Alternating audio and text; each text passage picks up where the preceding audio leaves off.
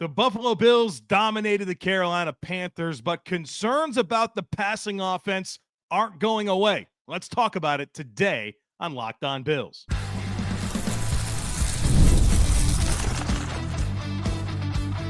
You are Locked On Bills, your daily Buffalo Bills podcast. Part of the Locked On Podcast Network, your team every day. What's up, Bills Mafia? It's Joe Marino, author of the Herd Mentality Substack, co-host of the Locked On NFL Scouting Podcast, co-host of the NFL First Read Podcast, and I'm your host of Locked On Bills. Want to thank you for making Locked On Bills your first listen every day, and a big welcome and shout out to our everydayers. You know who you are. Those of you who never miss a single episode, I appreciate y'all being here very, very much. Locked On Bills is a proud part of the Locked On Podcast Network, your team every day. Today's episode is brought to you by FanDuel. Right now, new customers can bet just $5, and if your bet wins, you'll get $300 in bonus bets to use across the app. Well, folks, welcome in. I've taken the time to study the ALL-22 coaches film from the Bills' 40-9 win over the Carolina Panthers, and I'm sharing with you my top takeaways on today's episode. We'll talk about the passing offense, the passing defense, the rushing offense, the rushing defense, studs and duds, snap counts, all the things that we like to do here on the ALL-22 review episodes. But we do need to start with this passing offense, which is the talk coming out of this dominant win. Josh Allen goes 12 of 19 for 163 yards and a touchdown. His EPA numbers are good. He's plus 0.29 expected points added per dropback. That's ninth best in the NFL this past week. But obviously, the eyeball test tells you a different story. There were some struggles. There were challenges. Josh Allen didn't look comfortable. And obviously, there wasn't much down the field. Josh Allen's average depth of target in this game was 5.7 yards. That's very low. 72% of his passing yardage came after the catch. And he had some accuracy issues. 21% of his throws were off target, and that's a high number. I will say that Baker Mayfield, Dak Prescott, and Justin Herbert were all above 19% in terms of off-target throws this week as well. So it's not like crazy or unprecedented that he could have a week like that. I mean, literally this week, other great quarterbacks, Mayfield, Herbert, Prescott, also were struggling with their ball placement. But let's dive into it. I mean, I've watched the tape, and it just comes down to this for me. Josh Allen wasn't comfortable. And it wasn't anything about the Panthers' defensive structure that had him rattled, right? I think you looked at the Falcons game and you point to that defense and what they were doing, and it affected Josh Allen. That wasn't the case in this football game. And to me, Allen just didn't execute the passing game at a high level like we're used to seeing it. And I thought Joe Brady's comments on Monday and even Josh Allen's comments after the game were pretty interesting. Joe Brady said this on Monday when asked about the passing offense and how it didn't really have much rhythm. He said, "We didn't really need to pass it. There are always elements you want to clean up. Some is technique, some is scheme. But anytime you run the ball for 240, you're going to be pleased with how that game went. Looking back at the Baltimore game, we've shown that if we need to pass the ball in passing situations, we can do it. So I have no concerns with the passing game. Obviously, I'd love to go every game and throw for 300 and run for 200, but that's not how the game went yesterday." Josh Allen, after the game, had some very interesting quotes right after in the immediate press conference that he has after a game. These are some of Josh Allen's quotes. "I have to be better. I wasn't getting myself into a rhythm. I wasn't trusting my feet. I was forcing a couple of things, and a few things didn't go our way." He was asked a follow-up question, any concern about moving the ball through the air? Josh Allen said, "Not concerned at all. I can go back and change a couple of things, trust my feet, get through my progressions, and we wouldn't even be talking about this. It's an easy thing to clean up. It's trusting the guys, trusting my feet, and putting the ball where it needs to be." And then he was asked to kind of put that in layman's terms. He said it's about understanding the concept. If it's a 3-step or a 5-step, just trusting it. Being a little more settled early. It was the first game back since the bye, just not trusting my feet a little and getting off things too quickly and getting back into the swing of things. And then he was asked, why is that? He said, it's a little bit of hype, getting back on the field, had eagerness to make a play. I mean, letting the game come to me and trusting what's out there. He couldn't have said the word trust more, right? Trust, trust, trust, trust, trust. It's pretty loud and clear. And it's never easy for me to talk about Josh Allen's struggles because I know nobody wants to hear it. But I think the quarterback, Josh Allen himself, said it perfectly. He just didn't have a lot of confidence in how he was executing the offense, or in particular, the passing game. I put out my all-22 film breakdown clips for those in our Substack and our subtext yesterday afternoon. And I went through the first part of that video. The first 20 minutes of that video is me going through every incompletion, both of the sacks, and of course, even the good plays as well. And I broke it all down. I'd encourage you to go watch it. There's a link in today's show notes to be part of our subtext or our Substack, or you can just type thejoemarino.com into your browser. You can figure out how to get into it. And you can get a 2-week trial to the subtext. You can get a free week to the Substack. So I'd encourage you to do that. Check it out. Just watch that one video. And I think you'll come away with an understanding of what was going on and what led to a very unsettled day for Josh Allen. And you had a couple of scheme fails. You had some situations where the Panthers were in the right defense and their players executed and took things away. You had a couple of times where there wasn't anyone open. I know that's what everybody likes to say. There's nobody open. Well, I don't know about that. The tape tells you, right? The answers are always in the tape. You don't have to make it up. You don't have to be frustrated at the wrong things. It's all there on the tape. It doesn't lie to you. But you had a lot of execution errors from Josh Allen. Turning down open reads, missed throws, bailing clean pockets with no pressure. He just wasn't comfortable. He didn't trust it. He told you that a million times in his post-game press conference, which leads to the bigger question, why wasn't he comfortable? And that's the harder question to answer. He's probably pressing a little. He told you, eagerness to get back on the field, wants to make a play. This is a reigning NFL MVP, and right now the talk of the league is Daniel Jones, Drake May, Sam Darnold, Baker Mayfield, Matthew Stafford, Patrick Mahomes, right? He wants to go out there and make some plays, and that's probably the worst way to make a play. You got to execute the offense, and it'll come to you. He said he didn't trust things. I'm guessing that's an indicator of needing more weapons at his disposal. If he trusted what he saw out there, if he trusted his weapons, I think he'd probably throw the ball and not have the turndowns and not try to search for something.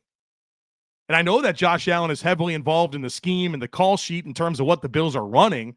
So it's not like he's being held hostage to run a scheme or plays that he isn't aligned with. And I'll say this, I think his lull last year in his MVP season against Baltimore and Houston was probably worse than this one.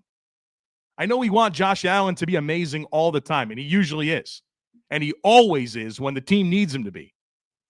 Let's give him a chance to get settled. I'd be very surprised if we get to the end of this 2025 journey and the prevailing thought was Josh Allen wasn't comfortable executing the passing offense and it prohibited the Bills from achieving their goals. Every player is not perfect all the time. I think the leading root cause of why the passing offense looked like it did on Sunday was Josh Allen's execution of it. And simultaneously, you ran the ball for all those yards. You played lights out defense. Like, there's so much to be excited about coming out of this game. Some reinforcements defensively, some changes philosophically defensively. You ran the ball really, really well against a run defense that was pretty good this year.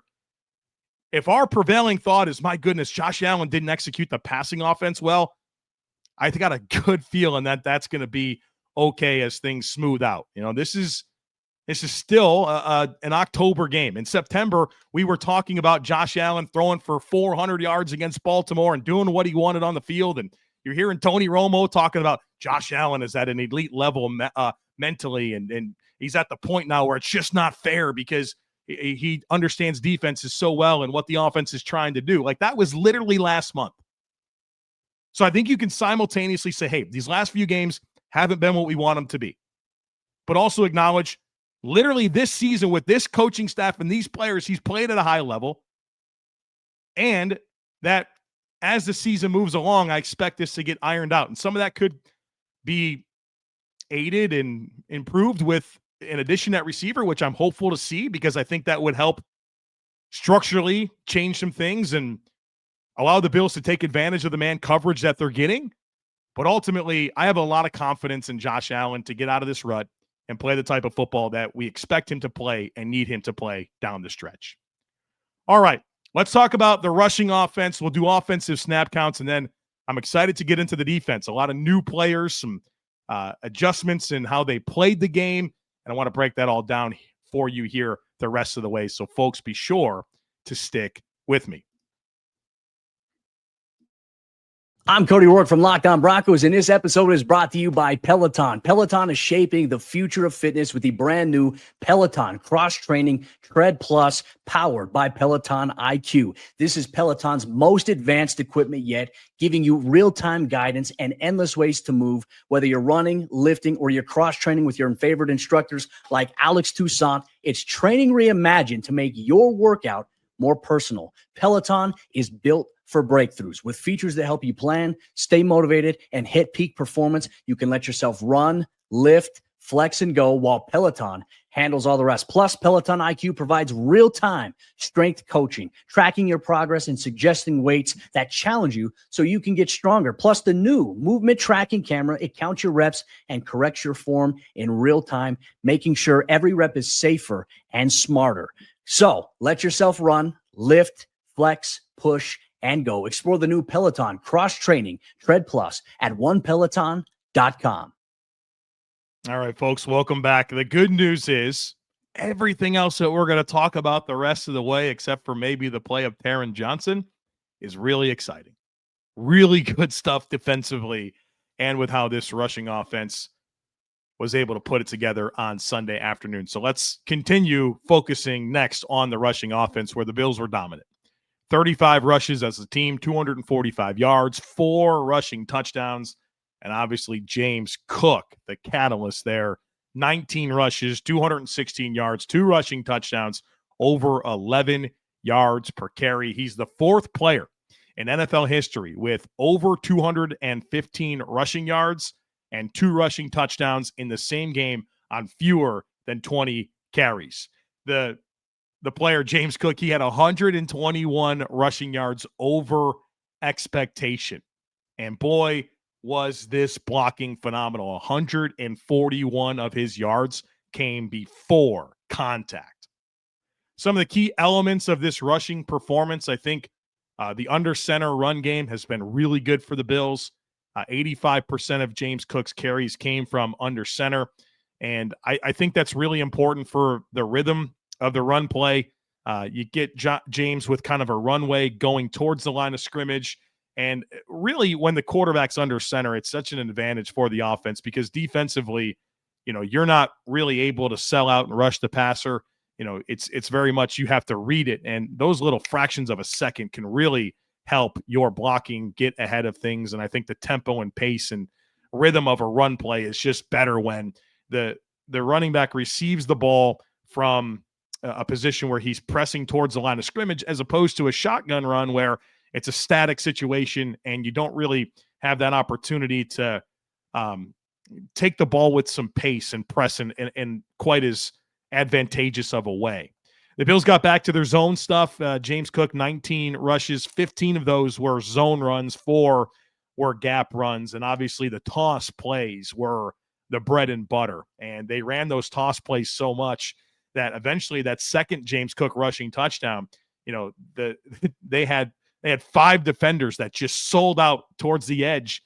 And James said, okay, thanks a lot. We'll just cut that right back inside. You creased yourself. We'll take that for a house call. And it was just a masterful job by James Cook. He was patient. He was explosive. He was physical. He ran the ball with just so much confidence in this game. And he should, because that blocking was phenomenal. It was really fun to watch the blocking on this film. And, I think there were some real standouts. David Edwards, Connor McGovern were phenomenal. Jackson Hawes, phenomenal. Reggie Gilliam, phenomenal. But what I really appreciated the most about the blocking effort in this game, I know it's kind of silly to say this, but it was what they did on the backside. They were really intentional about making sure that there wasn't flow from the backside that was taking away from James Cook and his ability to get explosive runs. And so, whether it's offensive linemen, receivers, tight ends, even Josh Allen at times, just kind of doing enough there to not allow the backside to influence the success of the run. And then it just looked like 11 dudes that took it personal that they were going to run the football that day. There was a lot of strain and effort. You're seeing backside receivers sprint play side across the field to make blocks like repeatedly, not just Elijah Moore on the Khalil Shakir play, which was a pass, but I mean, just repeatedly you saw the effort. Tyrell Shavers, A+ work blocking in this game. And I would say overall, the zone blocking was poetry in motion. The timing, the execution, it was on point. I've had some frustrations at times watching the Bills run blocking, and there's some timing issues, and you got guys combo blocking to the second level, but they don't secure the first level first. It was all just really on point. It was a focused, deliberate, intentional effort with this Bills rushing offense, and it was an absolute joy to watch. It's not hard to break this down. I mean, they got hat on a hat, moved people out of the way. James Cook ran to green grass and had a bunch of yards. But it was a dialed-in effort for sure. And it wasn't like they were playing the worst rushing defense in the league. That was a top 8 EPA run defense going into this game. So let's talk snap counts, and I'll add some commentary along the way on a few players. 63 snaps for the Bills offense. Josh Allen, 52 of those. Mitch Trubisky, 11. At running back, James Cook, 28 snaps. How cool is that? Only 28 snaps. He got all that production done. I think that's kind of the silver lining as we see James Cook's volume go up. It's not like he's playing a ton more snaps than usual. So hopefully our guy can be fresh when we need him most there at the end of the year. Ty Johnson, 20 snaps. Ray Davis, 14.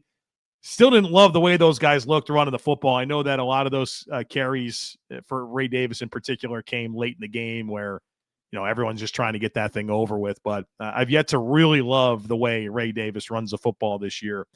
And then Reggie Gilliam, 26 snaps. He had a big role in this game. And his lead blocking just feels like it's getting better and better every year. So that was cool to see. At tight end, Jackson Hawes, 35 snaps. Oh, man. This was another one of those games where you just watch him and you're like, is this the best blocking tight end in the league? He's so good. The technique, you just don't expect a rookie tight end to come in and have the impeccable technique that he has, and then just to see how it matters. Moving bodies out of the way and James Cook running behind it. It is an absolute joy to watch. Boy, I'm so happy the Bills have Jackson Hawes. That's a player we're going to enjoy for a long time. Dawson Knox, 27 snaps. Dalton Kincaid, 13. And look, I think Kincaid is obviously still working through an oblique. They had, 3 targets in the game, 1 catch for 23 yards. Hopefully he can be his full self here moving down the stretch, because obviously I think the passing game can and should run through him in a lot of ways. At wide receiver, Keon Coleman played the most snaps, 46 out of 63. He did play in the slot a little bit more in this game, 30% of his snaps in the slot. And I wonder if a lot of that has to do with Kincaid's availability and maybe not wanting to have him out there as much as he works through this oblique injury. And then he also had the punt return rep, and he caught the ball well, but boy, he got smoked, right? He got absolutely blasted. I'm glad he didn't fumble that one, but it was interesting to see him get a punt return rep. That's something that's been on the mind of a lot of people, and he got at least one chance to do it, and then that was it. I don't know what went into him not having more chances or if he'll have more in the future, but he did get the punt return opportunity. Khalil Shakir, 30 snaps. Elijah Moore, 29. Tyrell Shavers, 25. A+ blocking effort, like I said. Curtis Samuel, 19. On the offensive line, Osiris Torrance and Spencer Brown played all 63 snaps. The last few snaps of the game, Spencer Brown went to left tackle. Connor McGovern, David Edwards, Deion Dawkins, 52 snaps. I thought McGovern and Edwards were masterful in this game. Probably my favorite game yet of those two guys together. Deion Dawkins was good. He's had like one mental error every single game. And well, he usually has a penalty, right? So he had a penalty in this one. But, go back to that Falcons game. We talked about the screen play and him not reading the coverage and getting out in space and blocking that outside player and blowing an assignment that took away from potentially a big play for Ty Johnson. But in this one, the first snap where Trevin Wallace comes free and sacks Josh Allen, Deion Dawkins, I have no idea why he didn't block down that way. I mean, it's the inside player. You always take the closest threat to the quarterback. He's on the line of scrimmage. I know it's a backer, but he's on the line of scrimmage. I don't really understand why Dawkins fanned out to the left instead of blocking the inside player. That was a major blunder. So, just got to clean some of that stuff up. We expect more out of Deion. And then you had Alec Anderson played 12 snaps, and then Cedric Van Prangranger and Ryan Vandemark came in and played 11. And I think those are really meaningful snaps, for guys like Anderson, Van Prangranger, Ryan Vandemark, for them to get on the field late in games and get some experience, right? We obviously want our starters to be out there and starting games, but when you have opportunities for these guys to get some reps, 10, 11 snaps there at an end of a game, I think that's really helpful as you want your depth to gain experience, but you also don't want your starters to not be available. So I think it's really useful anytime that comes together. All right, folks, the rest of the way we're talking defense, and boy, I can't wait to talk about Maxwell Hairston. Boy, I'm excited. We'll do that here next. Folks, be sure to stick with me. Let's be real. Making excuses doesn't solve anything. We've all heard them before. It's just stress, or I'm tired, or it happens to everyone sometimes. But when it comes to performance, sometimes your body just needs a little extra support. That's where Rugiet comes in. Rugiet offers fast-acting, doctor-prescribed treatments for ED designed to help you stop making excuses and start making moves. Rugiet makes it easy to get started. You just connect with a board-certified doctor 100% online. There's no awkward waiting rooms. There's no in-person appointments. And if prescribed, your treatment ships discreetly straight to your door. The process is fast, simple, and it's private, and it's all handled by real doctors. It's about confidence, connection, and getting back to the moments that matter. Visit Rugiet.com/LockedOnNFL to get 15% off your first order. That's Rugiet.com/LockedOnNFL. And don't forget to use our promo code LockedOnNFL so they know we sent you. Rugiet, stop making excuses and start making moves. The NBA is back, and there's no better place to get in on the action than FanDuel, the official sports betting partner of the NBA. Even if you miss the start of a game or you want to ride the hot hand, FanDuel has live bets on everything from who will score the next basket to who's going to make that fourth quarter comeback. Plus, you can even combine your live bets into a same-game parlay for a shot at a bigger payout. It keeps every game exciting, especially when your team's making that late push. And plus, you still got all the football. You can get in on the prop bets there. NHL's happening, the World Series. It's a great time in the world of sports betting. So check it out right now. FanDuel is giving new customers $300 in bonus bets when your first $5 bet wins. So head to FanDuel.com to sign up and play your game with FanDuel, the official sports betting partner of the NBA. All right, let's talk defense. I'll make some comments about pass defense and run defense, and I know that there's a lot of desire to hear some thoughts on individual players, so we'll work through that when we get to the snap counts, and then we'll close out with studs and duds. Passing defense, obviously, Andy Dalton was horrible. 16-24, 175 yards, and a pick. He was sacked 7 times. I will say, though, he had 4 really nice throws on some outbreakers down the field, and that's what the Bills dared him to do. He said, hey, look, Andy, you want to come in here and do something? You're going to make some hard throws down the field on outbreaking patterns. And 4 times, Andy Dalton said, okay, I can do that. Otherwise, he was a mess. It was the best coverage day yet for this Bills back 7. And I thought you saw some structural changes. They ran 31% man coverage. That's a 10% spike from where they've been in the first 6 games of the season for the Bills.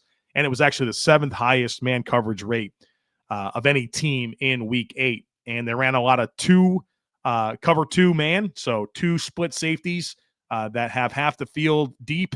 And then you play man coverage underneath. And I thought that led to just a lot tighter of a situation where they were doing all that spot drop zone coverage and just creating free access all over the field. And look, maybe you don't love all of your man coverage options, but that's better than just sinking to a spot and letting guys run free all over the place. So I was happy to see that.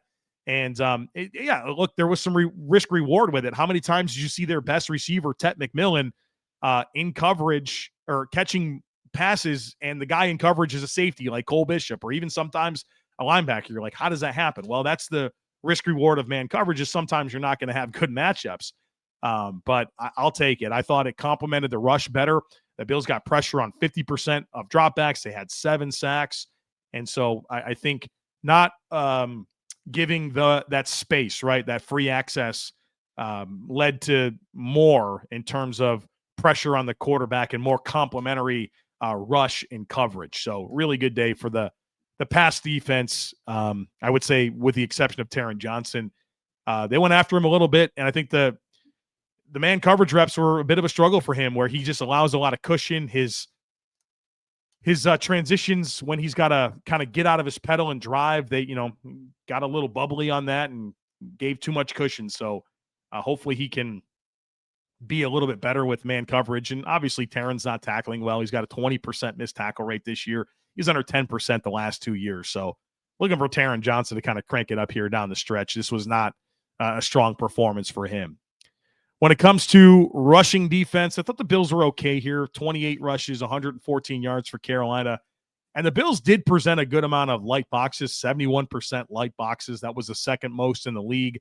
They missed a bunch of tackles, 9 missed tackles against the run. That's the most of any team this week. And you had 3 from Andreessen, 2 from Shaq Thompson. And that's not ideal. And the Panthers got a decent amount of yards after contact. 64% of their yards running the ball came after contact, which was the most of any team this past week in the NFL. But at the same time, I thought the Bills did a good job defending the run. Just tackling continued to be a bit of an issue. And I think what it came down to was you had a lot of very good effort. I thought the front was mostly really strong. You had some displacement issues from Walker and Ogunjobi.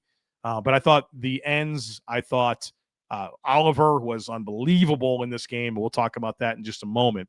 But really, I thought you saw a defense that played with a lot more urgency, and you just saw everybody running to the ball. It was a high-effort game. It looked like a team coming out of the bye, where we talked about it with the run blocking. These guys were just getting after people with a lot of strain and effort. And I thought defensively, you saw a similar story with how people were flying around and getting population to the football. And I think that helped you overcome, some issues with a little bit of displacement in the run game, and then some missed tackles because you had a lot of bodies getting after these ball carriers. So, still some things to clean up there, but I thought it was a good performance overall, considering how successful the Panthers rushing offense had been this season, and the struggles that the Bills rushing defense has had this season. All right, let's talk defensive snap counts. We'll get into some player performances here. The Bills played 61 snaps of defense. At defensive end, Michael Hoyt, 40 snaps. I love him. I absolutely love him. He is a menace. That's what I'd say about Michael Hoyt. That dude is a menace on the field. And they moved him all around the front, and his pass rush is just a joy to watch. He's not a huge, huge body, but his ability to convert speed to power is really special. And what he does such a good job of is using his hands to get the blockers' hands off of him. And he gets these blockers in very compromising situations and is able to just kind of run through their face because his hands are on their wrists and elbows, and he's just controlling them. And he's putting Taylor Moton, he's putting Ike Ekwonu, he's putting Damian Lewis right into the lap of the quarterback. I mean, this guy's a dude. I freaking love Michael Hoyt. He gets after it. High energy, smart football player. And I think he's going to really help this defense. He did. I mean, what do you have? 6 pressures, 4 hurries, 1.5 sacks, a forced fumble. I mean, this dude's a dude. I'll tell you that. I love him. Greg Rousseau, 32 snaps. AJ Epinesa, 28 snaps, sack and an interception.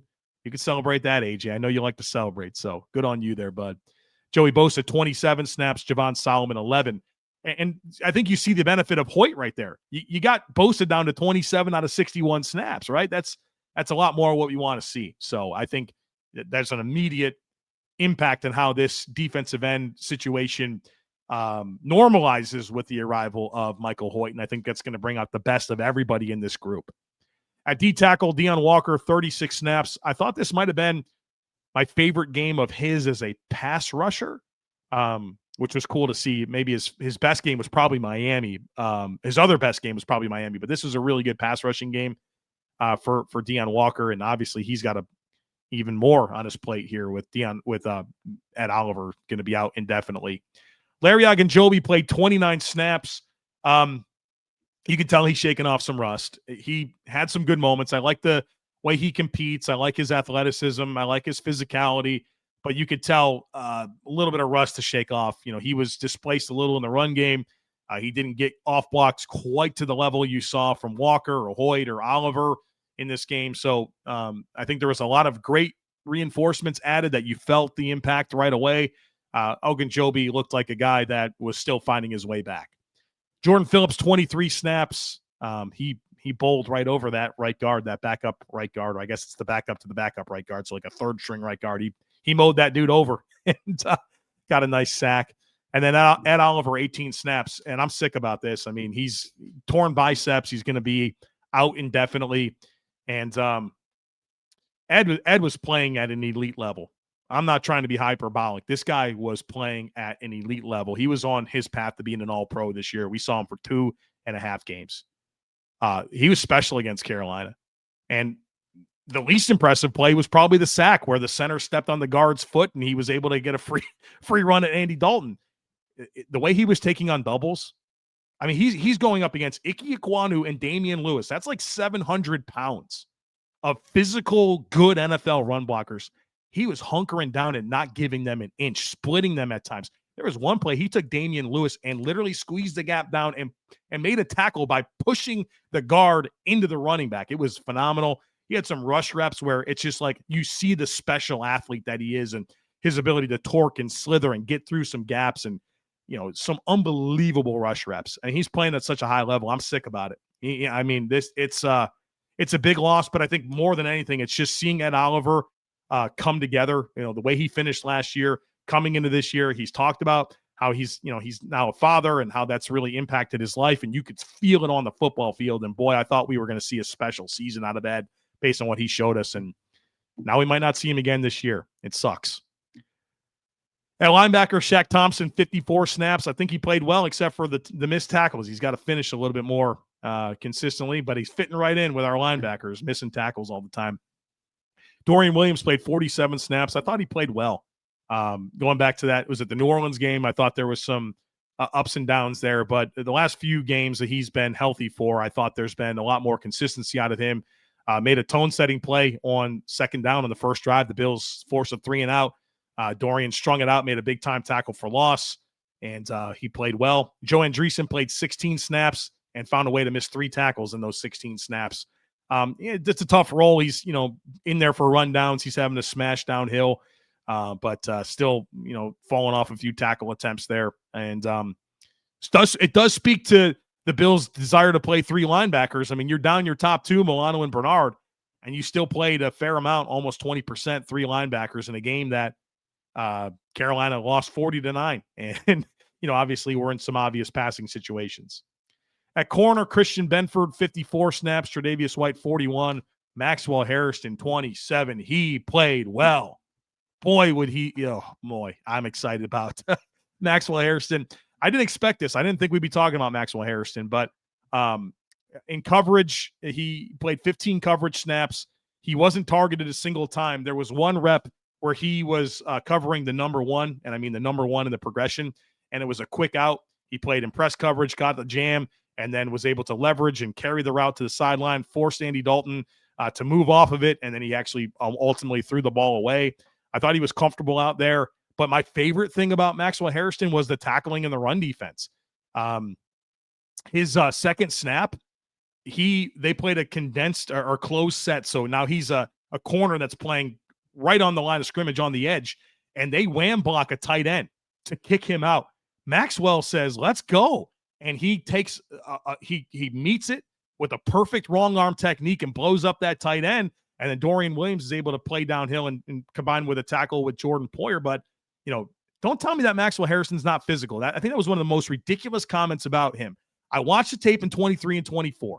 He's physical. He hunts. Everything he does, he wants it. He's never passive.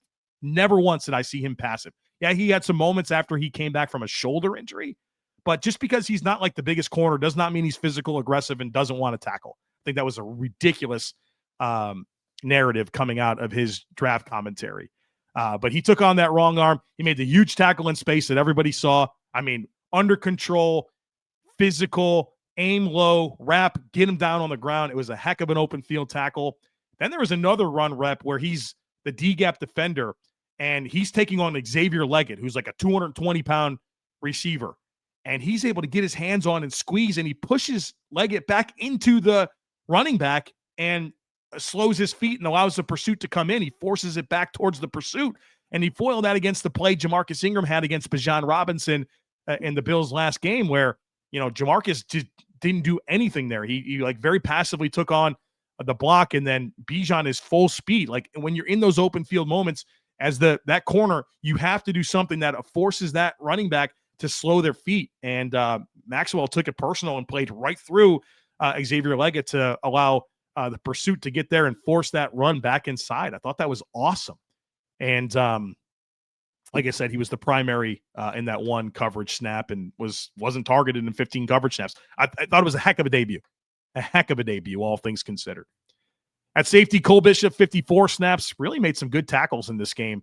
Some good fills from depth. Jordan Poyer, 45 snaps. Jordan Hancock played 16, had 2 really nice tackles. You felt his speed on the field, which was nice. So you seen some slow safeties with Taylor Rapp and Jordan Poyer out there. And Hancock, he can fly around a little bit. Made 2 nice tackles. He was not targeted in coverage a single time. I think he had 9 coverage snaps. And so it was good to see him get his feet wet and run around. That's very helpful. I think the experience that he's getting, Hairston's getting, Deion Walker, hopefully we get TJ Sanders back pretty soon and he can get going a little bit more. But these young players gaining experience and eventually hopefully taking on prominent roles is very, very necessary. And then Cam Lewis, 21 snaps of defense. The Bills ran a fair amount of dime in this game. Panthers weren't afraid about going empty and putting a bunch of receivers on the field, and the Bills are willing to match with some dime looks. All right, studs and duds. We got a bunch of studs. James Cook, Connor McGovern, David Edwards, Khalil Shakir, thank you. Not much going in the passing game, but Khalil Shakir made some things happen. Reggie Gilliam, Jackson Hawes, Ed Oliver, miss you, bud, already. AJ Epinesa, Greg Rousseau, Max Hairston, Michael Hoyt, your studs. Duds, you win 40-9. I'm not too eager to put anyone down for a dud, so I will unofficially mention Taron Johnson right here. All right, there you have it. The All-22 review in the books. Bills 40-9 winners over Carolina, and we're on to Kansas City. So we'll do herd mentality for Wednesday, then we'll do crossover Thursday, the primer on Friday, final thoughts on Saturday, and we'll see Bills Chiefs round, I don't know, what is this, around 11, 10, 9, something like that on Sunday. All right, folks, that's it for today. Thanks for being here. As always, I kindly ask that you share, subscribe, rate, and review. Have a great rest of your day. Go Bills, and I look forward to catching up with you again real soon.